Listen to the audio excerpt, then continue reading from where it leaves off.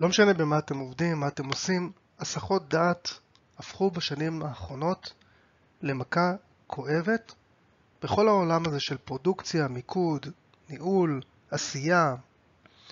כמה פעמים קרה לכם שהתחלתם את היום עם איזושהי מטרה ברורה בראש שלכם, אבל מצאתם את עצמכם בסוף שקועים בכל מיני הסחות דעת.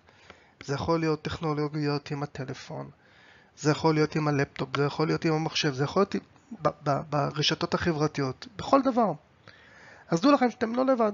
בעולם שבו העבודה וההנאה מתערבבות ביחד דרך אותו מסך, הגבולות מתחילים להיטשטש, ואנחנו משלמים מחירים מאוד מאוד כבדים. היום אנחנו הולכים לדבר על פתרון לכל הנושא הזה. אם אנחנו עדיין לא מכירים, נעים מאוד, שמי גיא בוארון, אני מחבר הספר מנהל מצוין ב-30 יום. קודם כל בואו נתחיל בשאלה, למה? למה אנחנו בכלל מתפתים? אני זוכר שבזמנו היה לי איזושהי ידידה שהייתה בתהליך של כתיבת תואר, וזה היה אתגר, מה לעשות, לכתוב תואר, את התזה האחרונה, זה אתגר.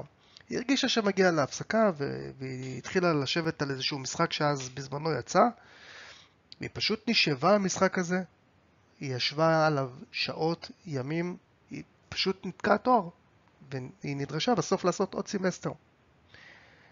אז למה אנחנו מפספסים? זה די קל להישאב להסחות דעת שהן נותנות תוצאה מיידית, אינטראפט, שנותן לך הרגשה שאתה מנצל את הזמן, שאתה עושה משהו כרגע ומקבל עבורו תגמול. זה יכול להיות גם תגמול של זמן פנוי, של חופש. זה יכול להיות תגמול שהרווחת עוד נקודות באיזשהו משחק ואתה יודע שאתה צריך להגיע לשלב הבא. כל זה יושב ולוחץ לנו על איזשהו אזור במוח שדורש מאיתנו כל הזמן לעבור עוד שלב ועוד שלב ועוד תהליך. אז ההבדל בין עבודה לבין תחושה של עבודה זה בדיוק המקום. יש פעולות מסוימות שנותנות לנו תחושה שהשגנו משהו. כמו שאמרתי מקודם, לנצח באינטרנט. לקרוא עשרות תגובות בפורומים נותן לנו הרגשה של עשייה, למדנו משהו, החכמנו, אנחנו חיטטנו קצת, אבל האם זה הערך הממשי? אנחנו מבינים שזה כמעט אפס. לעומת זה, כשאנחנו משקיעים בפרויקט גדול, כותבים משהו, עורכים איזשהו תהליך חשיבה יצירתי, עובדים עם הצוות, הערך שבו אנחנו מייצרים נשאר איתנו ועם האחרים לאורך זמן. אז הפתרון הפשוט הוא זה לעשות הפרדה בין עבודה לבין עשייה לצורך פלז'ר, שהיא בערוצים טכנולוגיים נפרדים. כלומר, הרעיון שישנה את הדרך שבה אני עובד לבין מכשירים לעבודה ולפנאי צריכים להיות שונים. מחשב העבודה שלי הוא מוקדש רק למשימות שדורשות עשייה, יצירתיות, תכנון. כל שאר הפעולות, משחקים, רשתות חברתיות, אפילו לקרוא חדשות, כל זה נעשה במכשיר אחר, לדוגמה בטאבלט או בלפטופ או במכשיר אחר. מה היתרון? מה קורה בדבר הזה? כשאני משתמש באיזשהו מכשיר אחר, אני אומר לעצמי, יש לי הפסקה. ואם ההפסקות האלה הופכות תקופות מדי, זה סימן שצריכים לבדוק מה קורה ולחתוך את ההפסקות, לתחם אותם בזמן, להגיד אוקיי, יש לי שעה בלבד של הפסקה, אני עובר למכשיר טכני אחר, שבו אני יכול גם להנעים את הזמן שלי. עכשיו, איך כל זה גם קשור לניהול באופן כללי? אנחנו מבינים שמדובר פה על ניהול זמן, שהוא יכול לסייע בין עמידה בתוכנית העבודה וגם בפלז'ר שאנחנו צריכים, אין מה לעשות, כי אחרת אם אתה לא עושה את זה לאורך זמן אתה תשחק.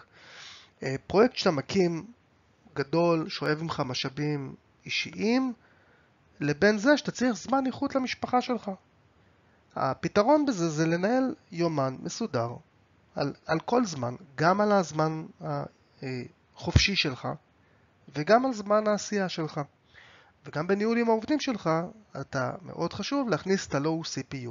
באותו זמן שהצוות מוריד הילוך, חושב, עובדים ביחד, מתכננים ביחד, וקצת מורידים לחץ מעשייה היומיומית. לסיכום, העולם צריך דברים משמעותיים. הסחות דעת שאנחנו רואים כל הזמן, ברשתות החברתיות, בפייסבוק, באינסטגרם, לא משנה במה, בחדשות של האחרונה אנחנו נשאבים לשם יותר ויותר.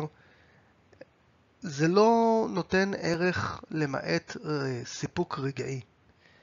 אז אם יש לך או אין לך, תתחיל להקים תוכנית עבודה. זה יכול להיות על כל עשייה שאתה עושה ביום יום, בין אם זה פרויקטים, בין אם זה משימות. אתה יכול לכתוב ספר, אתה יכול לעשות אפילו משהו שהוא מעלה חיוך לאנשים, איזשהו משהו התנדבותי. תנצל את הזמן שהוא לא על משחקי מחשב וחדשות ואינטראפטים שהם זוללי זמן והם נולדו כדי לגנוב לך את הזמן ואת הסחת דעת. בוא נתחיל את היום שלנו עם מטרה ברורה, ליצור משהו שהוא באמת נשאר ולעמוד במטרה הזאת.